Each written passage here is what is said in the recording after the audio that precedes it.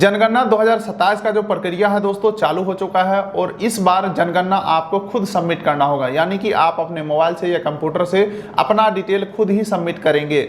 जी हाँ दोस्तों, आपके घर के एड्रेस के ऊपर कोई नहीं आएगा जनगणना फॉर्म भरने के लिए, पूछने के लिए, लिखने के लिए कुछ भी नहीं आने वाले हैं। सारा का सारा जो इस बार जनगणना का प्रोसेस है बिल्कुल ही ऑनलाइन कर दिया गया है। यहाँ पे 2 स्टेप में अपना जनगणना जो है कंप्लीट होता है। पहला, एक तो अपना सारा डिटेल को सबमिट करोगे, ठीक है, एप्लीकेशन नंबर जनरेट हो जाएगा। उसके कुछ दिन बाद आपके घर के एड्रेस के ऊपर सत्यापन के लिए, वैलिडेशन के लिए कोई भी कर्मचारी आ सकते हैं और वो बस एक बार वेरीफाई करेंगे कि जो आपने डाला है वो सही डाला है या नहीं। कहने का मतलब है, अगर आपने कच्चा मकान डाला है लेकिन आपका छत का मकान है तो फिर वो वहां पे सही करेंगे वो, और जब वो सही करके चले जाते हैं तो आपका जो जनगणना है कंप्लीट हो जाता है।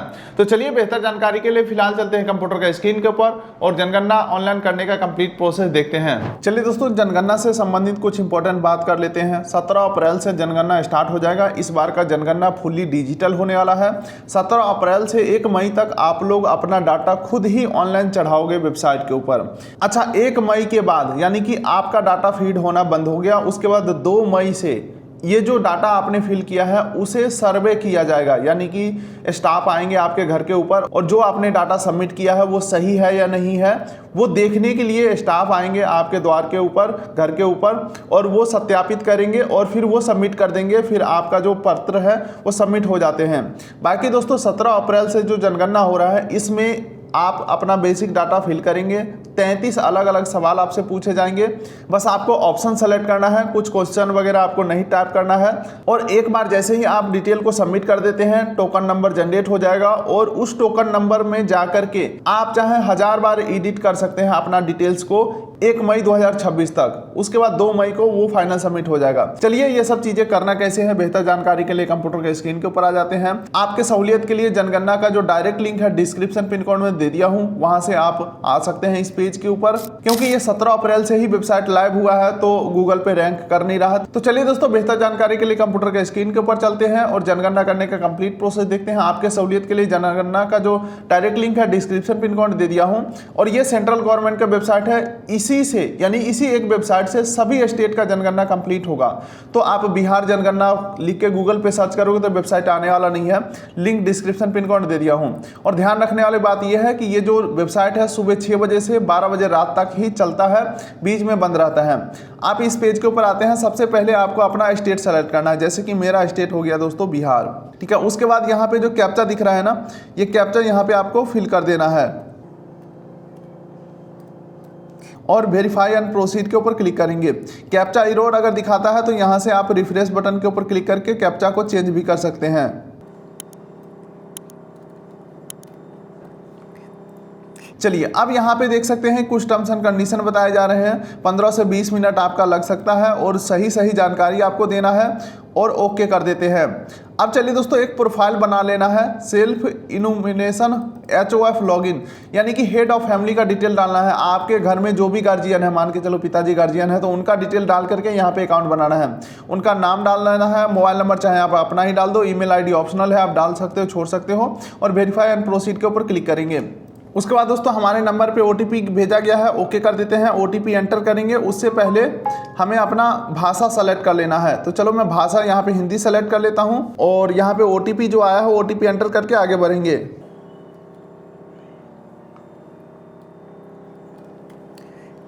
चलिए, OTP मैं यहाँ पे वेरीफाई कर दे रहा हूँ। चलिए दोस्तों, OTP वेरीफाई करके जैसे ही हम आगे बढ़ते हैं, सबसे पहले आपको अपना जिला सेलेक्ट कर लेना होगा, अपना आपको पिन कोड डाल देना होगा और खोजे बटन के ऊपर क्लिक करना है।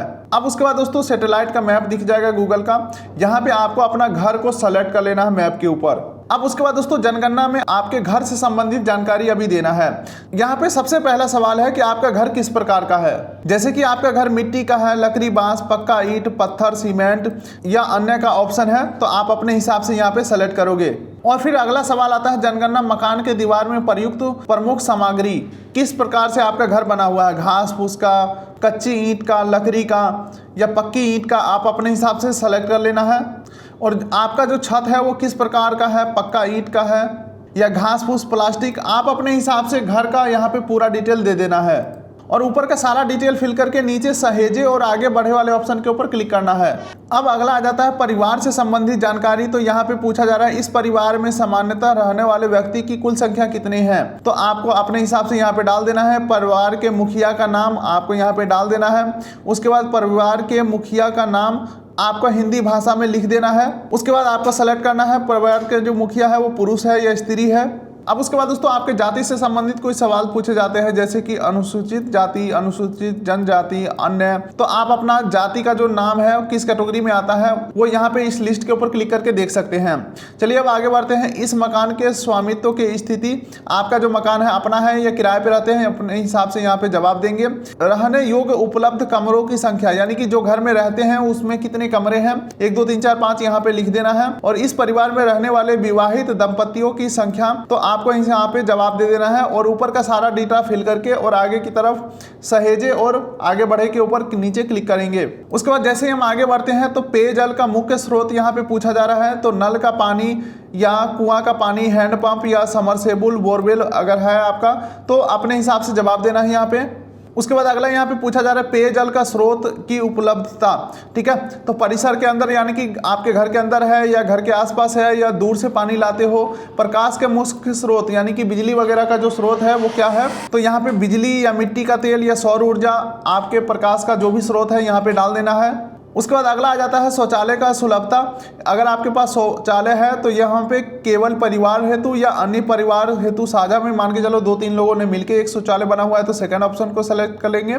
या आप सार्वजनिक शौचालय यूज करते हैं तो इस ऑप्शन को सेलेक्ट करेंगे। अगर आप खुले में जाते हैं तो यहाँ पे सेलेक्ट कर लेना है। उसके बाद दोस्तों आगे बढ़ते हैं तो शौचालय का प्रकार यहाँ पे पूछा जा रहा है। तो यहाँ पे पाइप, सीवर, सेफ्टी टैंक, अन्य पद्धति, 2 गड्ढा शौचालय, एकल गड्ढा शौचालय, सर्विस शौचालय। तो आप अपने हिसाब से शौचालय का प्रकार यहाँ पे सेलेक्ट करेंगे। अब यहाँ पे अगला सवाल आता है गंदे पानी की निकासी किससे जुड़ी हुई है, यानी कि आपके घर के जो नहाने का, बर्तन धोने का, ये सब जो वेस्ट वाटर है ये कैसे जाता है बाहर। तो यहाँ पे ढकी नाली में, खुली नाली में, किसी भी नाली से नहीं। ठीक है, तो ऑप्शन है सेलेक्ट करेंगे। अगर आप मान के चलो गांव में रहते हैं, खेतों में बहा देते हैं तो यहाँ पे किसी भी नाली से नहीं वाले ऑप्शन को सेलेक्ट करेंगे। अगला जाता है परिसर के अंदर स्नान सुविधा। तो अगर आपके घर में स्नान गृह यानी कि बाथरूम बना हुआ है तो सेलेक्ट कर लेंगे, अगर नहीं बना है तो नहीं सेलेक्ट करेंगे।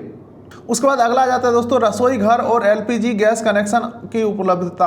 रसोई घर में खाना पकाते हैं तो यहाँ पे सबसे पहले पूछा जा रहा है क्या आपके घर में एलपीजी का सुविधा है। तो पहले ऑप्शन को सेलेक्ट करेंगे। या एलपीजी एलएनजी यानी कि जो पाइपलाइन आज के डेट में बिहार में चल रहा है वो कोई सुविधा नहीं है, सिलेंडर का भी सुविधा नहीं है, तो सेकंड ऑप्शन को सेलेक्ट करेंगे। घर के भीतर खाना पकाते हैं परंतु रसोई घर में नहीं। तो जिनका रसोई घर है यानी कि डेडिकेटेड जो किचन है वो अलग से है तो पहले ऑप्शन को सेलेक्ट करेंगे। या आप मान के चलिए घर के भीतर ही खाना पकाते हैं, रसोई घर आपका नहीं है। ठीक है, तो इसमें से ऑप्शन सेलेक्ट करेंगे एलपीजी कनेक्शन है या नहीं है। खुले में या घर के बाहर पकाते हैं तो एलपीजी से पकाते हैं या गैस कनेक्शन है या नहीं है, वो उस हिसाब से यहाँ पे जवाब देना है। या खाना नहीं पकाते हैं, सार्वजनिक खाना खाते हैं, तो यहाँ पे भी ऑप्शन दिया गया है। उसके बाद अगला सवाल आता है खाना पकाने के लिए मुख्य ईंधन का स्रोत क्या है। ठीक है, जलाऊ लकड़ी हो गया या फसल का अवशेष जैसे कि लकड़ी मान लो, या गोबर का जो उपला है वो, मिट्टी का तेल, एलपीजी, एलएनजी, या बिजली से बनाते हैं गोबर गैस, बायोगैस या सौर ऊर्जा से। तो यहाँ पे मैं एलपीजी एलएनजी सेलेक्ट कर लेना हूँ, बाकी आप अपने हिसाब से डिटेल को सेलेक्ट करेंगे। तो ऊपर का सारा डिटेल फिल करके सहेजे और आगे बढ़े वाले ऑप्शन के ऊपर क्लिक कर देना है। अब उसके बाद पूछा जा रहा है आपके घर में इलेक्ट्रॉनिक सामान क्या क्या है। रेडियो या ट्रांजैक्शन है या नहीं है, सेलेक्ट करेंगे। टेलीविजन है तो दूरदर्शन, मुफ्त डिश, फ्री वाला डिश है या केबल कनेक्शन है, डीटीएच है। इसके अलावा इंटरनेट की सुविधा है या नहीं है आपके घर में, लैपटॉप कंप्यूटर है या नहीं है, मोबाइल और स्मार्टफोन है या नहीं है, केवल लैंडलाइन है या केवल मोबाइल है। और अगर मोबाइल है तो स्मार्टफोन या दूसरा नॉर्मल मोबाइल है तो एक एक ऑप्शन सेलेक्ट कर सकते हैं। या दोनों है तो दोनों को सेलेक्ट करेंगे। अगर आपके घर में कोई मोबाइल नहीं है तो नहीं के ऊपर क्लिक करेंगे। साइकिल और स्कूटी, मोटरसाइकिल, मोपेड क्या होता है ये तो मुझे भी नहीं पता। साइकिल, मोटरसाइकिल या स्कूटी वगैरह है या नहीं है तो आप अपने हिसाब से सेलेक्ट कर लेंगे। उसके बाद कार या जीप, वैन वगैरह है या नहीं है, अपने हिसाब से सेलेक्ट करेंगे। उसके बाद अगला पूछा जा रहा है कार या जीप या वैन है आपके घर में, तो हाँ ना में जवाब देंगे। परिवार द्वारा उपयोग किए जाने वाले मुख्य अनाज, चावल, गेहूं, ज्वार, बाजरा, मक्का या अन्य का यहाँ पे ऑप्शन है, अपने हिसाब से सेलेक्ट करेंगे। तो डिटेल सारा फिल करके सहेजो और आगे बढ़े वाले ऑप्शन के ऊपर आपको क्लिक कर देना है। जैसे ही आगे बढ़ते हैं तो एक बार आपको डिटेल जो है आपका सारा प्रीव्यू कर लेना है, सारा डिटेल आपको वेरीफाई कर लेना है। अगर आपका ऊपर का दिया हुआ सारा डिटेल सही है तो पुष्टि करो और सबमिट करे वाले ऑप्शन के ऊपर क्लिक कर देना है। अब उसके बाद दोस्तों यहाँ पे बताया जा रहा है आपका डिटेल जो है सफलतापूर्वक सबमिट कर दिया गया है और आपके ईमेल आईडी और मोबाइल नंबर पे एप्लीकेशन नंबर भेज दिया गया है। लेकिन ध्यान देने वाली बात यह है दोस्तों, अपना एप्लीकेशन नंबर डाल करके कभी भी आप डिटेल को मॉडिफाई कर सकते हैं 1 मई 2026 से पहले और 2 मई से आपका ये जो डिटेल है ये वेरीफाई किया जाएगा। कर्मचारी आपके घर पे आएंगे और वेरीफाई करके जाएंगे, सब कुछ सही रहा तो आपका डिटेल सबमिट कर दिया जाएगा।